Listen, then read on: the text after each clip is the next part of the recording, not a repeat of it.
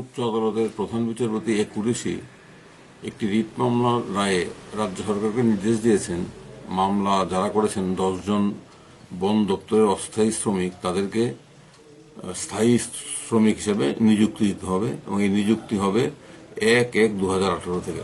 আপনারা ঘটনাটা হলো 2017 সনে তৎকালীন রাজ্য সরকার সিদ্ধান্ত নিয়েছিল বন দপ্তরে বিভিন্ন বাগিচাগুলোতে কর্মরত 363 জন অস্থায়ী শ্রমিককে পার্মানেন্ট লেবার হিসেবে নিয়োগ করা হবে। সেই মোতাবেক 2017 ডিসেম্বর অবধি 321 জনকে নিয়োগ করা হয়, কিন্তু বাকি যারা 363 জনের তালিকার মধ্যে ছিল তাদেরকে 2018-তে নূতন সরকার এসে তাদেরকে নিযুক্তি দেয়নি।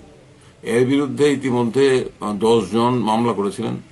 বিগত সেপ্টেম্বর মাসে উচ্চ আদালত রায় দিয়েছিল 2019 সেপ্টেম্বরে তাদেরকেও নিযুক্তি দিতে হবে পার্মানেন্ট লেবার পদে। সেই রায়ের বিরুদ্ধে হাইকোর্টে আপিল করা হয়েছিল, সেই আপিলও গত সপ্তাহে হাইকোর্ট খারিজ করে দিয়েছে। ইতিমধ্যে আবার 2020 সনে এই 10 জন শ্রমিক, তাদেরও বক্তব্য ছিল যে আমরা 2010 থেকে বন দপ্তরে আমরা অস্থায়ী শ্রমিক হিসাবে কর্মরত এবং আমাদের নাম এই 363 জনের তালিকা ছিল স্থায়ী শ্রমিক হিসাবে নিযুক্তি দেওয়ার জন্য, কিন্তু কোনো অজ্ঞাত কারণে দপ্তর স্বেচ্ছাচারীভাবে আমাদেরকে নিয়োগ বঞ্চিত করে।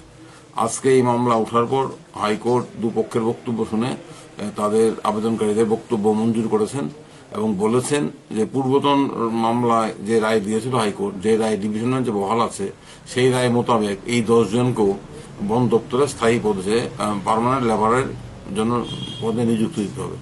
আজকে রাজ্য সরকার একটা বক্তব্য রেখেছে, এটা হলো এই যে 1990 সনে একটা বিধি করা হয়েছিল, তৎকালীন সরকার একটি বিধি তৈরি করেছিল, সেই বিধি মোতাবেক বন দপ্তরের বিভিন্ন বাগিচাগুলোতে যে সমস্ত শ্রমিকরা অস্থায়ী শ্রমিক, ক্যাজুয়াল ও লেবার, যারা বছরে 240 দিন ধরে কাজ করেন এবং 3 বছর ধরে কাজ করছেন, তাদেরকে স্থায়ী শ্রমিক হিসেবে নিযুক্তি করার একটা ব্যবস্থা ছিল। আজকে আদালত দেশে সরকারের উকিল জানালো 1990 সনে প্রণীত সেই বিধি নাকি এই 2020-তে প্রত্যাহার করে নেওয়া হয়েছে। এই বক্তব্য রেখে বলা হচ্ছিল তাদের আর আইনি কোনো সুযোগ নেই, কিন্তু আদালত এই বক্তব্য গ্রাহ্য করেনি। আদালতের বক্তব্য হলো 2020-তে বিধি প্রত্যাহিত হলেও এই যারা আজকে মামলা করেছে তাদের রাইট তৈরি হয়েছিল 2019-17-তে, সেই কারণে তাদেরকে নিযুক্তি দিতে হবে। এটা বন দপ্তরের এই যে 10 জন অস্থায়ী শ্রমিক, তাদের জয়, তারা আইনি লড়াই করে এই জয় হাসিল করেছেন। দপ্তর তাদেরকে বঞ্চিত করেছিল সম্পূর্ণ স্বেচ্ছাচারীভাবে।